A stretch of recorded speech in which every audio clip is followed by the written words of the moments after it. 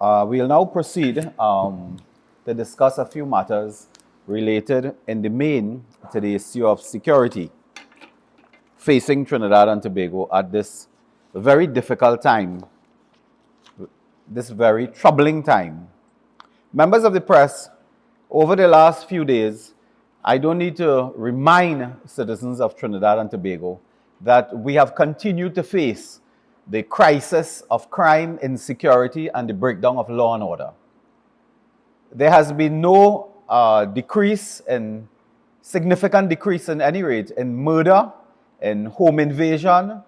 The problem of extortion facing the business community has continued without any redress at all.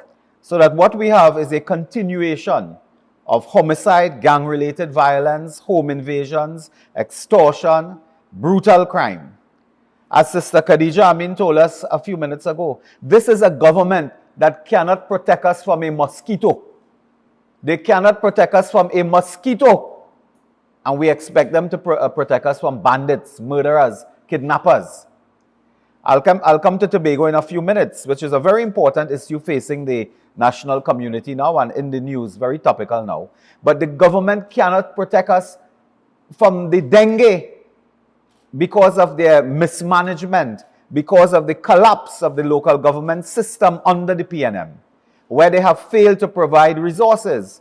I will also indicate on that matter, I've taken note that the government, just like dealing with crime and other problems, they seek to bully the population, to tell you if you have a bucket of water in the yard and you don't clean it up and so on and it breed mosquito, what does he fine? $3,500 for you. But when you go at state facilities, you go onto the compound of government schools, you go onto the compound of hospitals, you go onto the compound of community centers and so on, you will see, because of the poor infrastructure, accumulating water, mosquitoes breeding and so on. So who is going to charge the government? They charge themselves? The government should be charged. And this is a collapse of infrastructure. And as the Shadow Minister of Works as well, I want to tell you that if you fail to provide and upgrade and rehabilitate infrastructure, your drains, your rivers, simple canals and so on, you will have this problem of mosquito infestation and you will have the problem of dengue.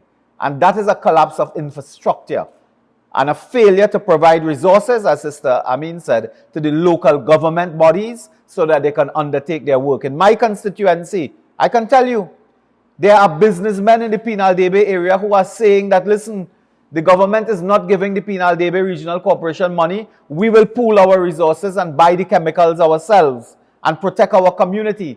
Because when their children are in the hospital, when their loved one die, the PNM doesn't care. This is a careless government. They care nothing. This is a government that will dig out your eye. And they have no feeling of sympathy or compassion. So that the ministers today have no sense of feeling that the loved ones have died because of dengue. In fact, in the parliament, I want to remind you, when members of the opposition raised this issue, they got offended because we used the term outbreak. In fact, all of them there start to get, there was an outbreak of anger. When we use the word outbreak, they felt, oh no, don't use that. The World Health Organization might hear, the PAHO might hear. But this is the facts that we are facing today. This, as you see on your screen, this mosquito invasion across the land. Just this morning, I had cause to be in touch with my constituents in a specific area concerning spraying and so on. And as I said, Sister Khadija has dealt with that. While that was happening, brothers and sisters of the press, the Prime Minister has remained silent on what we call the Jindal scandal, where they believe it slipped over the table and it went under the carpet. But we will continue to raise this issue of the Jindal scandal, where the Prime Minister has more than hinted that this government intends to undertake some type of business arrangements for the refinery in Pointe-à-Pierre with Naveen Jindal, an Indian businessman who the facts suggest is before the courts on serious matters of corruption and bribery and related criminal offenses. And the Prime Minister said he didn't know about that. He didn't know about that. But when he in Parliament, he know who charged in Parliament. He know who going to be charged.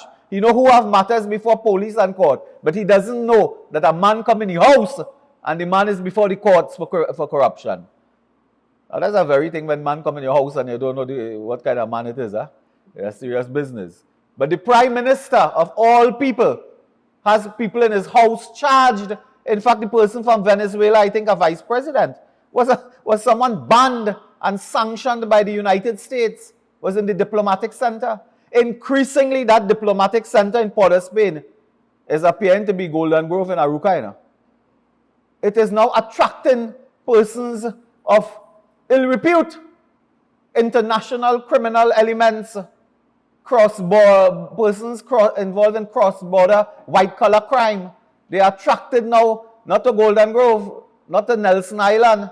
They are attracted to the diplomatic center. And you ask why? Because they are encouraged.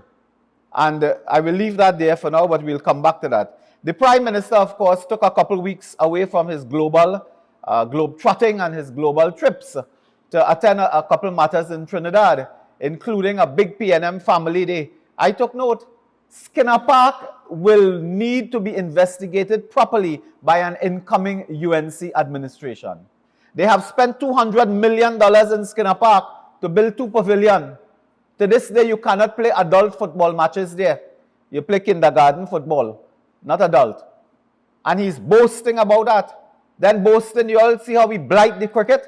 He boasting about cricket at the Brian Lara International Cricket. And boasting that the international cricket came to the Brian Lara, which they completed.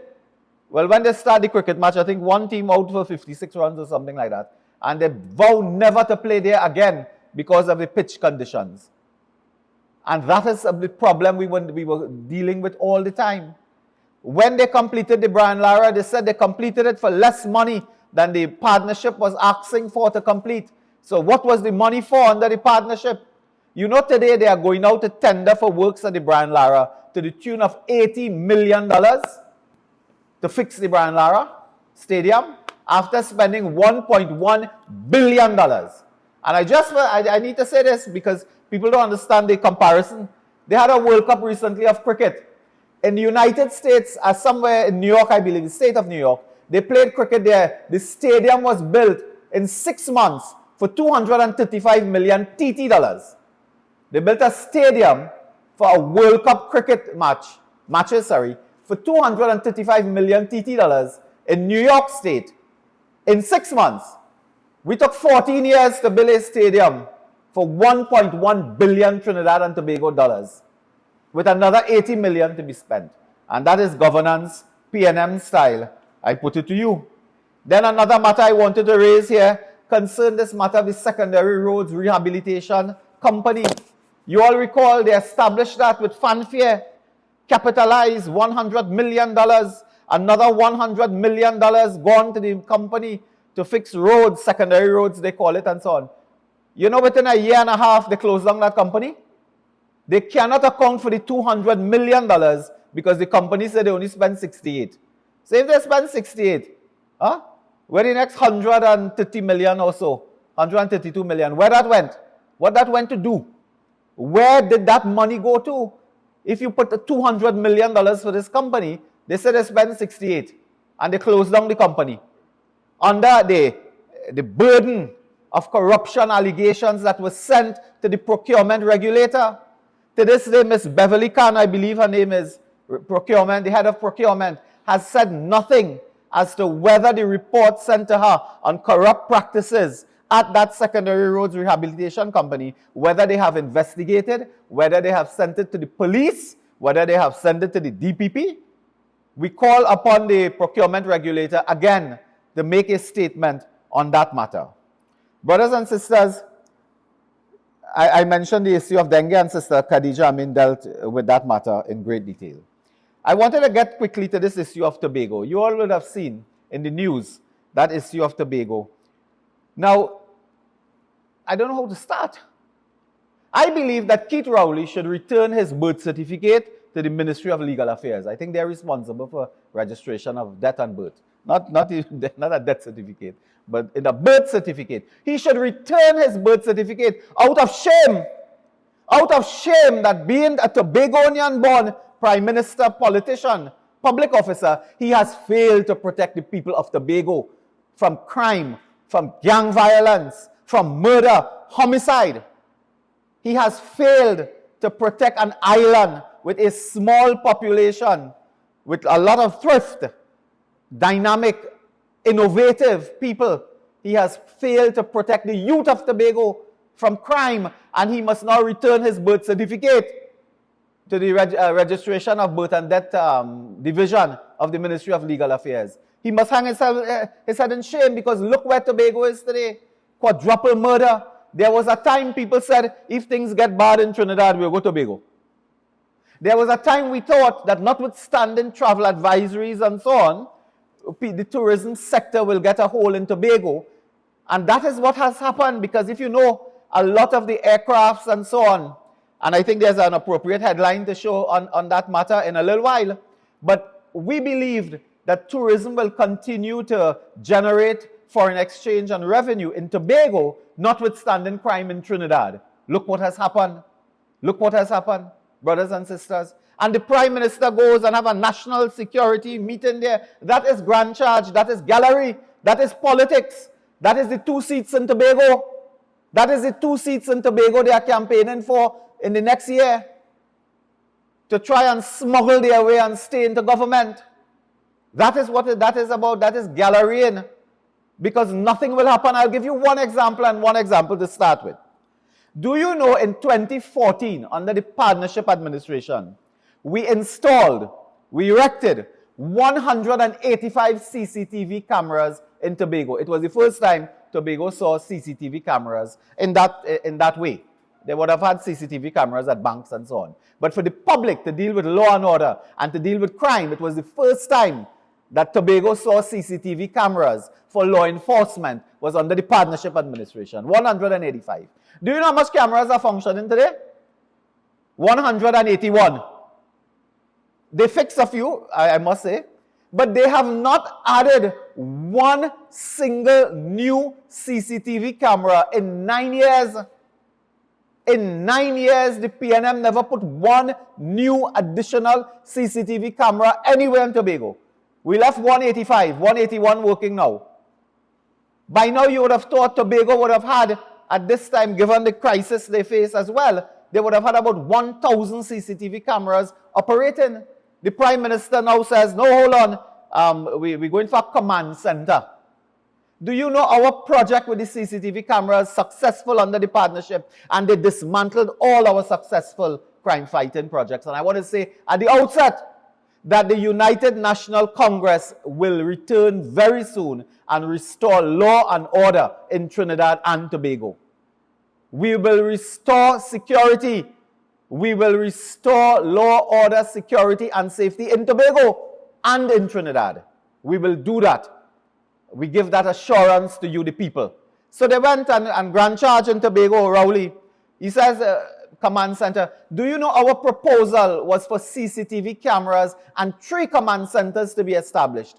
2 in Trinidad, 1 in Tobago. And this is the work we did in 2014-15. We already had contracts up and running between an international company and a local company, servicing the CCTV camera, expanding coverage, doing the command centers, 1 for Tobago, 2 for Trinidad. 9 years later, he discovered you need a command center in Tobago. 9 years later. Umpteen murders later. And then come with this fascinating, I have to look for my words now. This is still being beamed to a general audience. He came with this idea that the problem in Tobago, it have too much Tobagonian policemen. Now, let me say this. There's an island territory in the Caribbean, to an island called St. Kitts and Nevis. Do you know they have less people than Tobago? So where their policemen come from? Where the policemen has come from? Martinique? Where has come from? Puerto Rico? Where the policemen in St. Kitts and Nevis come from? Where the policemen in Grenada come from? Where the policemen in Barbados come from? Where the policemen in St. Lucia come from? Huh? They bring them from the Maldive Islands? They bring them from Hawaii? There are police officers from there. The issue is not you have Tobagonian policemen and too much Tobagonian policemen. So what's the problem in Trinidad? We have too much Trinidadian policemen? That's the problem. And I think it was MP Hussein who reminded us that they just passed with fanfare the polygraph bill and so on, to polygraph with our support, I believe, yes? We voted for that. To polygraph and test police officers and so on, to weed out corrupt officers and those who are involved in, skullduggery with the criminal underworld and so on. And Rowley is saying now the solution is to move Tobago policeman. So bring Tobago policeman Trinidad and take Trinidad policeman, put them Tobago. That's the solution to the problem. That cannot be the solution. Let me tell you, the solution to dealing with the crime in Tobago and Trinidad is more resources for the police, is better management of the police service, is more boots on the ground, patrols not only in the day, patrols in the night, better intelligence, and I'm coming to the SSA in a few minutes. That is the solution. That is the solution to dealing with it. So the people of Tobago, don't take chain up with this kind of, there's a word I have but I can't use. Don't take chain up with this type of gallerying of the Prime Minister. Because nothing will change. Changing Trinidad policeman and bringing Tobago police here and switching and things is not the solution to crime. That is not it.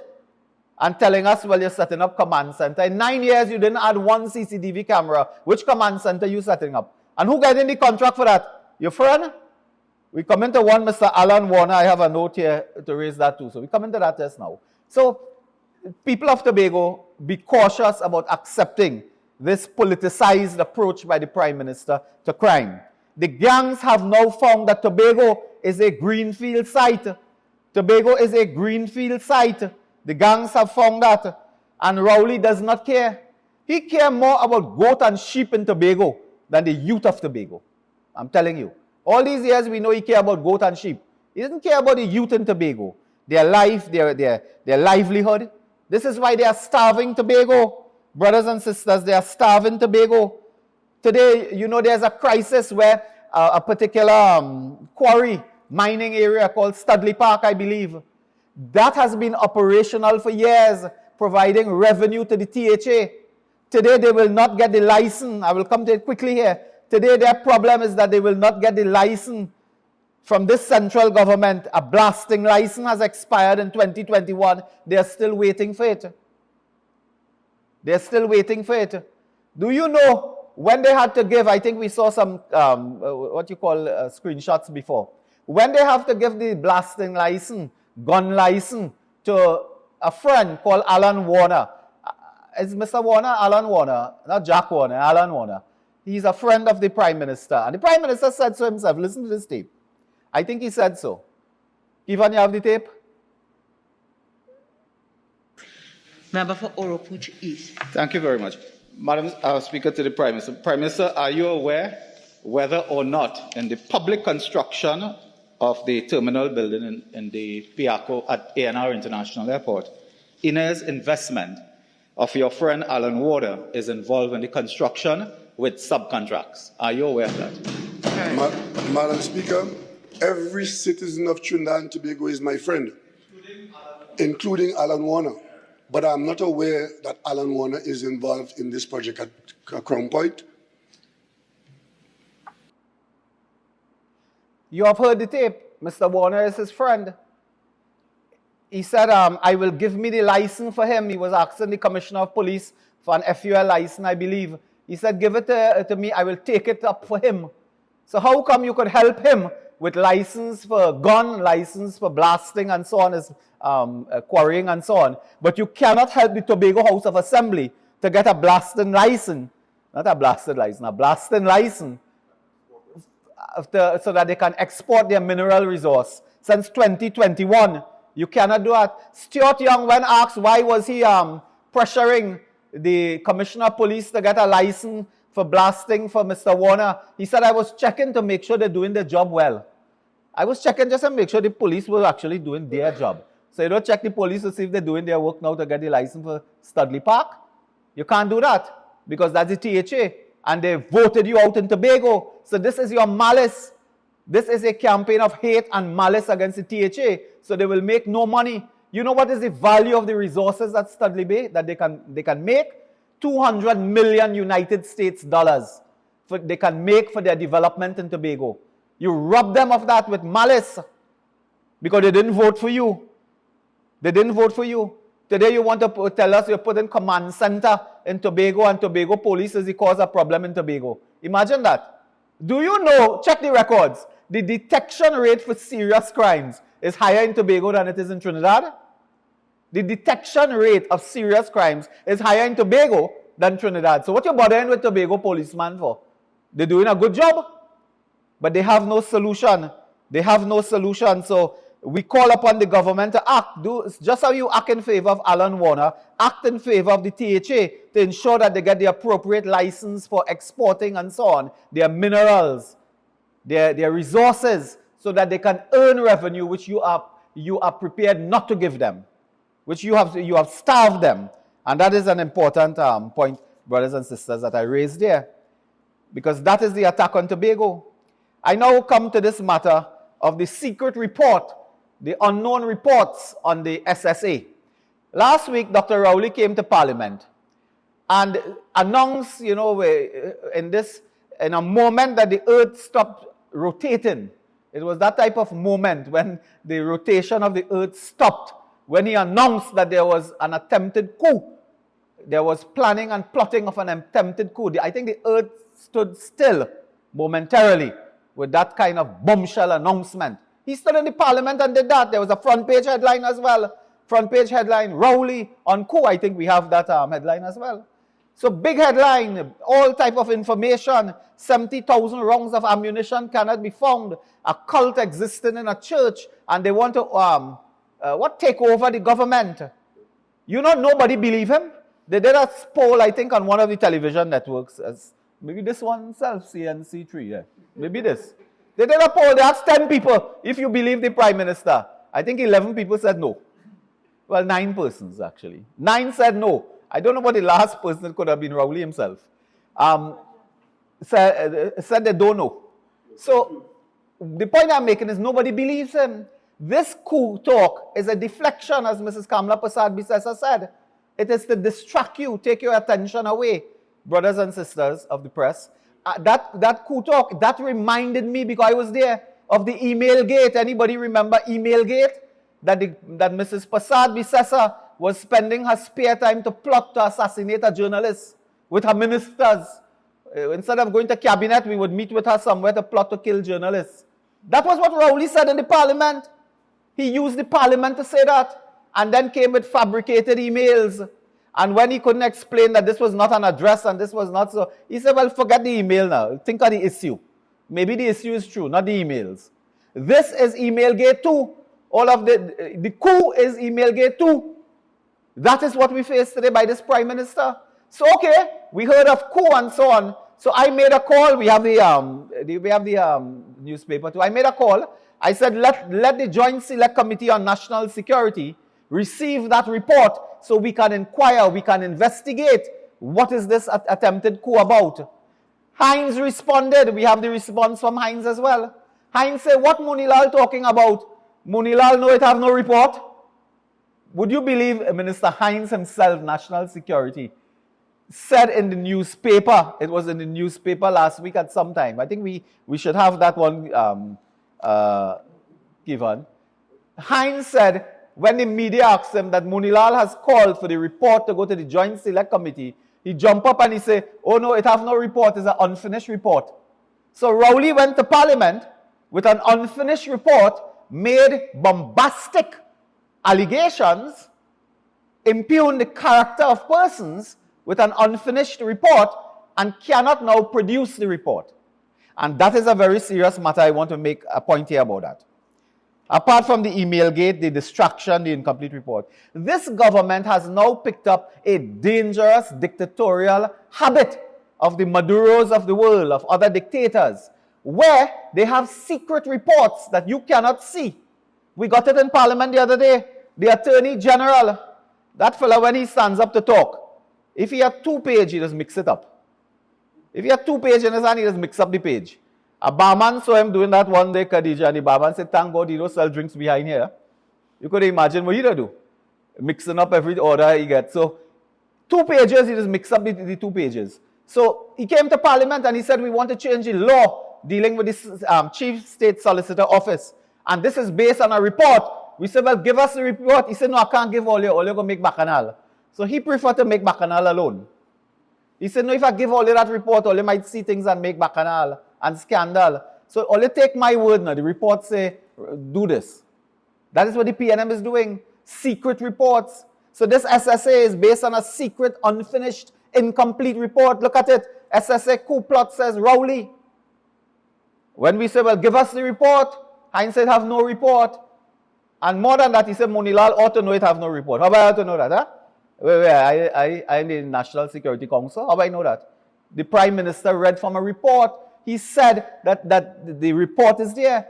There's a police investigation running on that as well. Mrs. Erla Christopher Harewood in a JSC meeting a couple days ago said they are investigating some of those matters. Now, Rowley cannot be talking about information from a police investigation. He has to be talking about the audit report. So he comes with this, but there is no report. Mr. Mitchell, a member of the Joint Select Committee, I am a member of that committee on national security. I was appalled that a letter he wrote appeared in the Express today at page 5 of the Express. A letter appeared, a newspaper article based on a letter. Mr. Mitchell sent a letter to the Joint Select Committee saying the Joint Select Committee should investigate and examine this issue of attempted coup of the missing ammunition, 70,000, 100,000 by the time they finish.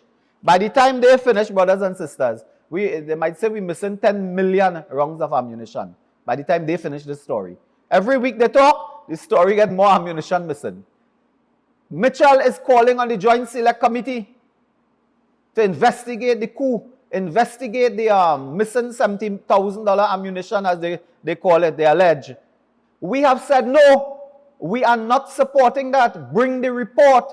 Based upon the report, we can investigate. We cannot investigate. The opposition will not be used by the government, will not be used by Rowley to conduct a witch hunt, to defame persons, to create scandal and bacchanal where you have no report, you have no facts upon which to go forward. That is happening, I remind you, that is happening in the context of the Point Fortin Highway. There's a PNM committee interviewing PNM people to come up with a PNM recommendation for a PNM scandal. They have gone to Parliament investigating the construction of the South Highway to Point Fortin, which we are proud we started since Eric Williams promised that highway in 1966 or 70, somewhere there. Eric Williams promised a highway. Kamla Prasad Bisesa built the highway. We are proud of that. We are proud. They have completed something down there. It's not a highway. It's a jigsaw puzzle. There are 4 pieces to put together. If you take the highway, you'll end up in a river. So you have to connect about 4 different places before you reach the Point Fortin, 4 people down on that side.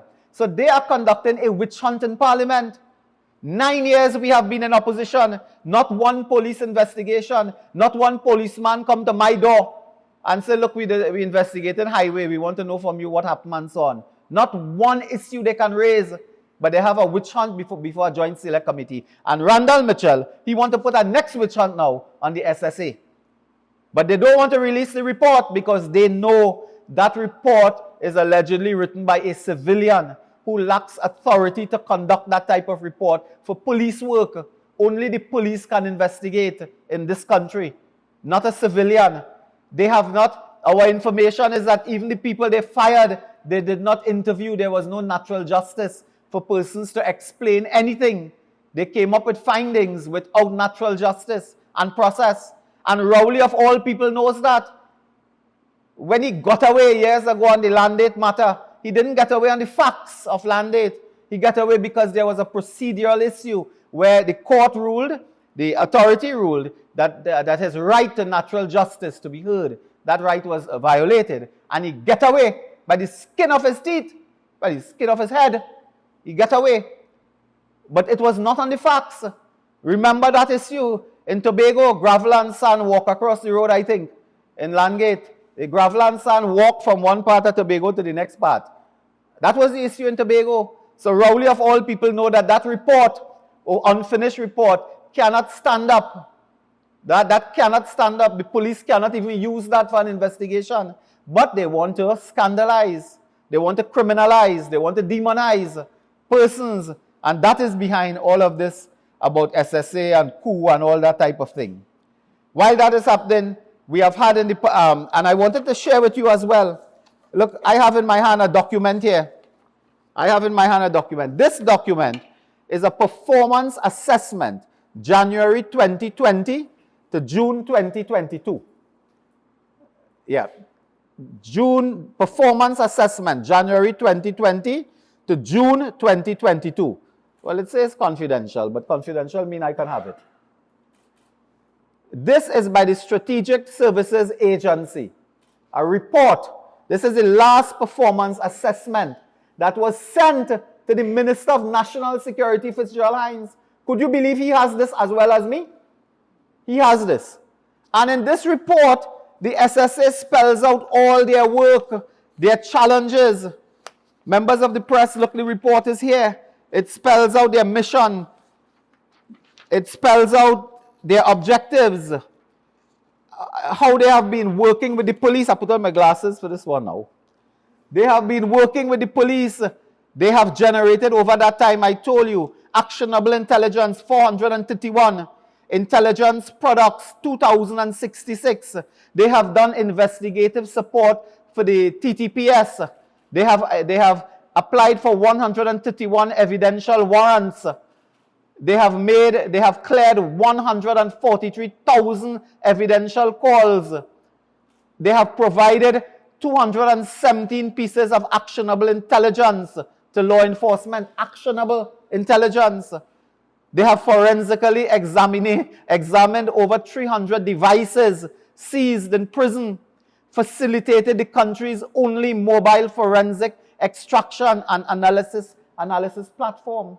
This is the work of the SSA. Critical, brothers and sisters. And here the work that they do related to what they have been doing. Persons arrested and charged with narcotics, marijuana, persons arrested for threats of life, vehicle larceny, kidnapping for ransom, cocaine seized, firearms seized, kidnapping, escaped prisoners recovery, stolen vehicles, burglary, theft. They have been working to provide evidence, intelligence with evidential value, actionable intelligence to the police. This is what they have been doing. They have coordinated and supported at their fusion center. They support 11 major events, the CPL, carnival, elections, anti-crime exercises by the TTPS. They support the TTPS, the ODPM. They work with all of them. Do you know the SSA also has CCTV cameras that they manage? They have that as well. They do that. And they have a layout of the country and a web of cameras. I think I won't get into that necessarily. They continually improve training. And this is a critical one I wanted to get to. This is one. Do you know the SSA was asked by Rowley, Hines, and Young to train about 7 other law enforcement entities, to train them, including firearm training and so on. So they complain today the SSA have firearm and ammunition. They have that as well for training, apart from equipping persons who are entitled to be equipped with firearms and weapons and so on for their jobs. So they have been involved in providing education and training to the TTPS, the Defense Force, the fire services, the municipal police. They have been involved in that, doing diploma programs, courses, education, advanced research they have done on serious crime, enhanced information for the police. They have enormous technological capacity, and that is the issue I'm coming to in a minute. Their stakeholders include the National Security Council, the police, the Immigration Division, the Customs and Excise, the Central Bank, the PCA, the DPP, Defense Force, etc., etc., etc. So I raise this to tell you that Minister Hines, at all material time, was aware of the work of the SSA. He was aware, and he ought to be aware, because this document here was sent to him in his capacity as Minister of National Security. So when today they talk about they can't explain 70,000 wrong ammunition and higher-end practice and things, there was a minister with statutory oversight According to the Act of Parliament, he must oversee the SSA. So whatever you claim happened under his watch, and he ought to be fired if you believe it's true. The fact that Rowley refuses to fire Hines means that Rowley himself doesn't believe any coup attempt and any ammunition cannot be accounted for. Otherwise, he would fire the Minister of National Security, who has oversight over this. And this is a report, the latest, hot off the press. Latest report on the SSA, its work that has been handed to National Security and would find itself on the table of the National Security Council as well. So let Hines know that we know. We know that he knows.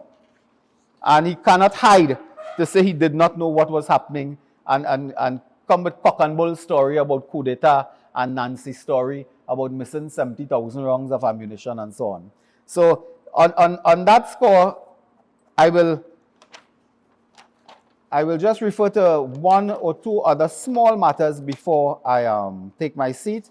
And that small matter I'll refer to is, of course, the major problem with infrastructure in this country that has been made worse by the rains. Today, as we speak, I believe there is a village or some locality in South Trinidad in the area of Faizabad that is now marooned, locked off from the world because of the collapse of infrastructure. And this is an area where Dr. Bodo has assured us that he has tried repeatedly to get the authorities to address it. The regional corporation down there, I believe it is the Siparia Borough Corporation, have tried on numerous occasions. They have failed to meet and treat with that problem. And therefore today we have citizens who live on this island but are cut off from this island. And that is PNM management style. It is shameless when you really think that on this little island that you can lose bridge, you can lose road in this manner because of their failure to fix. We assure you, brothers and sisters of the national community, that we have already been working on an infrastructure development program to ensure that the roads, the highways, the bridges are repaired in good time as soon as we return to office. We have already been working out our crime policy, crime fighting agenda. I want to tell you again that the UNC will return law and order and security to Trinidad and Tobago. And I give you the assurance we will do that. Mrs. Prasad Bisesa has outlined on numerous occasions with monotonous frequency our crime fighting strategies. She has undertaken the anti-crime symposia as well towards leading to policy formulation, so that we are very convinced that that issue we will meet and treat with that issue in due course. So I know we have taken a bit of time. Unless there's anything else for me to add, I will leave it there and invite members of the press to pose some questions, if you may, to myself or MP Amin, as the case may be. Thank you very much.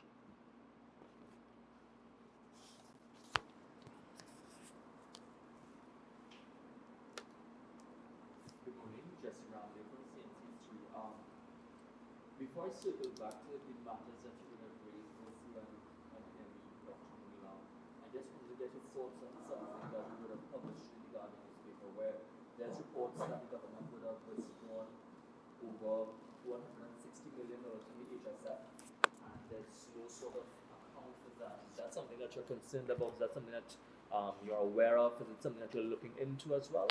Okay. Jesse, you won't believe it, but I did have a note. I did have a note on it, and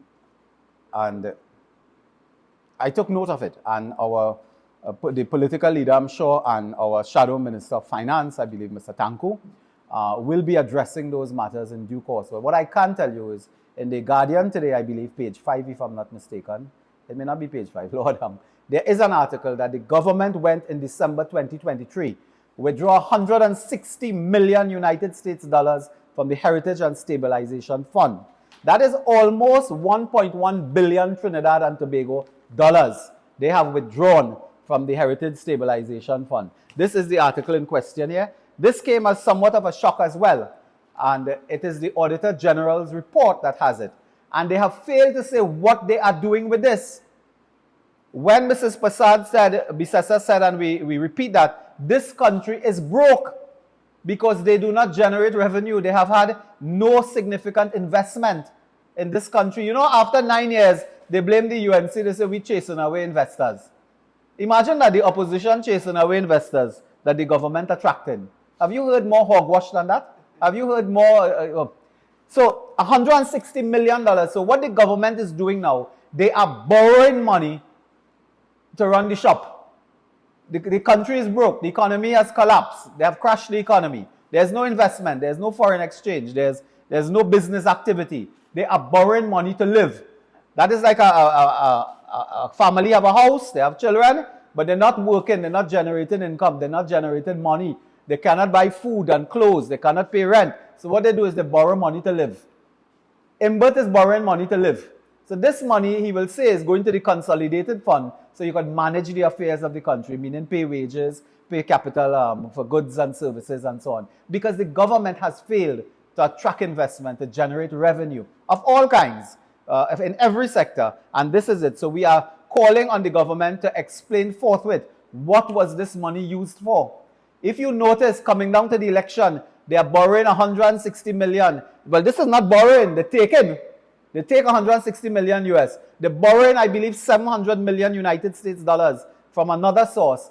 They intend, their objective, which they will not reach, but their objective is to buy out the electorate for the election. They will buy out, they will use the money, a big part of the money to buy out the electorate, and the other piece of the money they will put in their pocket when they leave in. I want to tell the country, we are on guard. We have a special machine to check them when they are leaving office, body scan them, because they will go with the pen, the paper, they will go with condensed milk and brown sugar when they leave in office. So we have to be alert now that they're not borrowing money to steal. Because if you have no money in the treasury, there's nothing to thief. So they will borrow money to steal. And we must be cognizant of that. But as I said, our colleague, Shadow Minister of Finance, will speak to this matter in due course. I dealt with security today. One more thing I wanted to add, and I want to say this with great respect and some care, as someone who loves music myself, of a particular genre. Mr. Hines came with this brilliant anti-crime strategy, where we believe now we will sing ourselves out of crime. So there's a competition with young people to compose and do production with music and things to go with that. Well, let me begin by saying this. Music moves life. The history of music is the history of life. Music can put you to sleep. Music can wake you up. Music can make you aggressive. Music can calm you.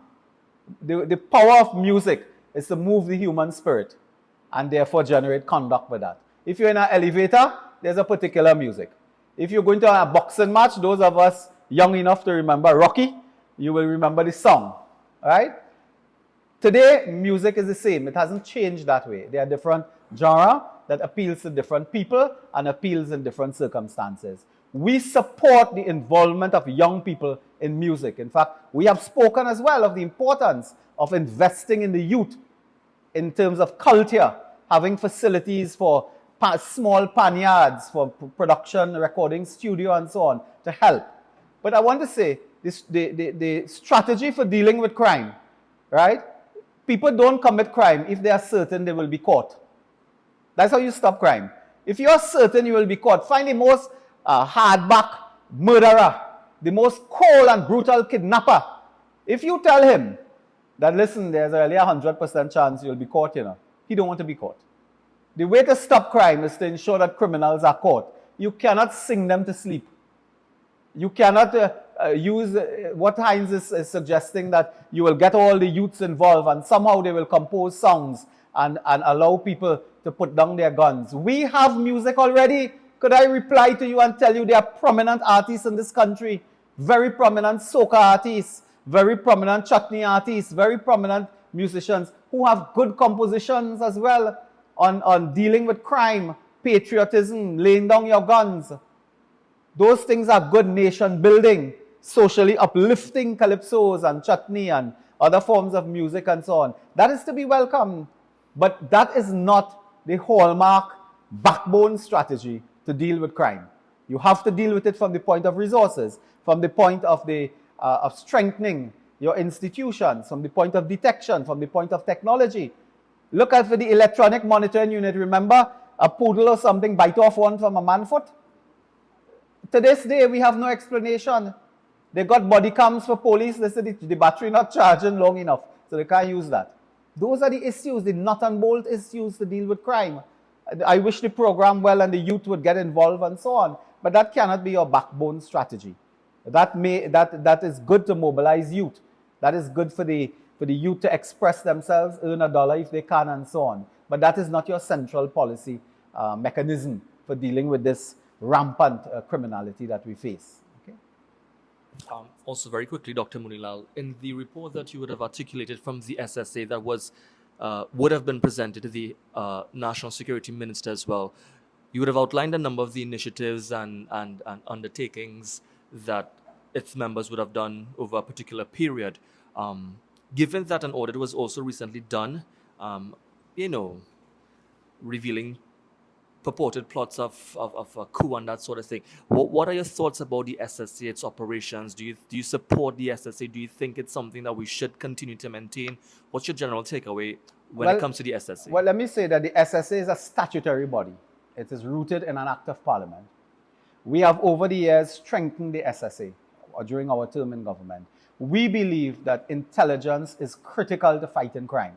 I want to tell you, I have known, because I have sat on the National Security Council myself for 5 years, if there's a kidnapping, horrible as it is, police alone cannot find the victim and cannot rescue the victim and cannot save a life. I would tell you over the years, from my own first-hand experience, 90% of the work in dealing with kidnapping and so on is intelligence-driven. Intelligence will tell you where the kidnapper is, where the victim is being held. What is everything? I don't want to get into detail, but intelligence is important to solving crime, to detecting crime, to prosecuting. So the SSA plays a critical role. But this SSA has been undermined by the government because the SSA received equipment, very, very important state-of-the-art equipment, unbelievable equipment, utilizing as well artificial intelligence and so on.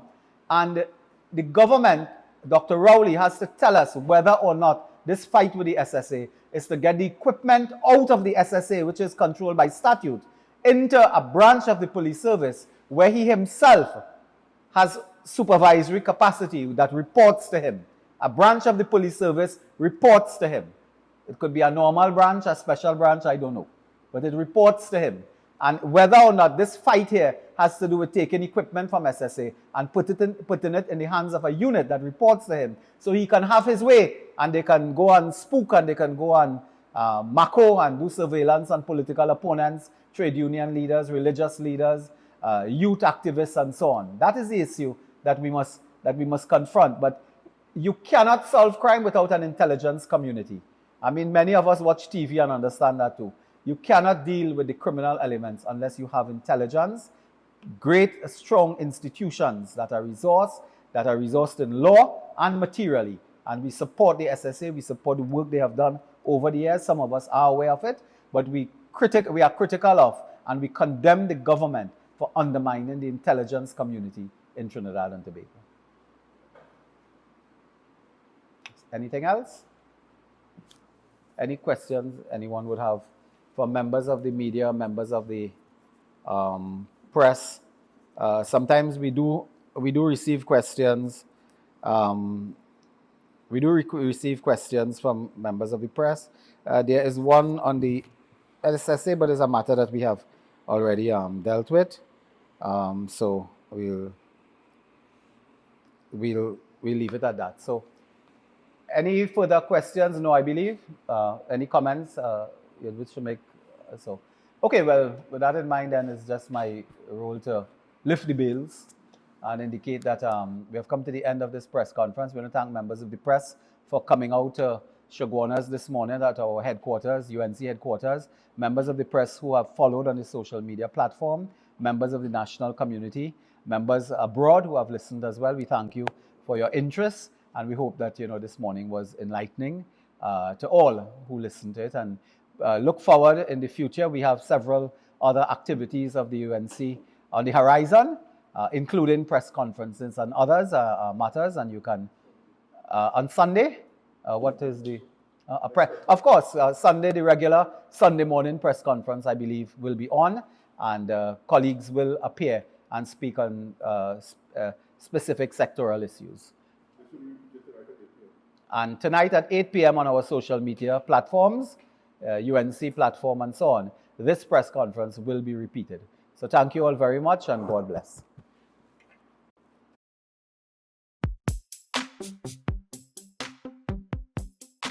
We stand united in the belief that if you empower community, the community empowers the country. We are the party that gave every child a secondary school education since 2001. By building more schools in 11 years than others did in 40. We believe that no child, Rich or poor, should be left behind. which is why we give every Form 1 student a laptop to expand their minds and their dreams. We are the party that put police cars back on the streets. And gave the police a $1,000 bonus because we believe that we should support the persons who are protecting you. We are the party that reduced the murder rate lowest in 14 years. We expanded GATE, stopped the property tax, and increased maternity leave. We are the party that invested in you and your community by investing in schools, community centers, lighted parks, 24-hour health centers, and the most extensive road repair program in decades. We believe that education is always the solution and that no one should have to pick between sending their child to school or buying food. We are the party that works for you.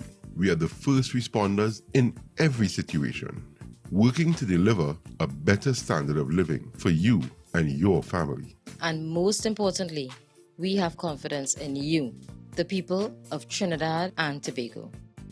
This is not a campaign, it's a movement based on building communities and strengthening families.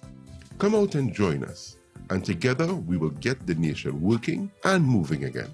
Our children will once again have access to GATE and technology. We will improve healthcare. By cutting the time it takes to see a doctor in an emergency, we will establish a senior citizen unit in every major hospital and staff the hospital with the doctors and nurses you need to create a first-class healthcare system. We will focus on creating high-paying jobs, fixing our laws to remove red tape, and ensuring that you and your family are safer. We will reduce corporate taxes to jumpstart the economy, create a special investment zone along the East-West corridor, and work with entrepreneurs to build a digital economy. This is an investment in your community to move the nation forward and get TNT working again. Whether you are from 4th Street in Barataria to Railway Road in Dow Village, from Green Street in Tunapuna to Clark Road in Dibay, from La Hoqueta to Moruga, from Mayaro to Scarborough, we are one people with the same dreams of a better tomorrow. And when we stand together, we win together. We are UNC and proud. Everybody now, let's go!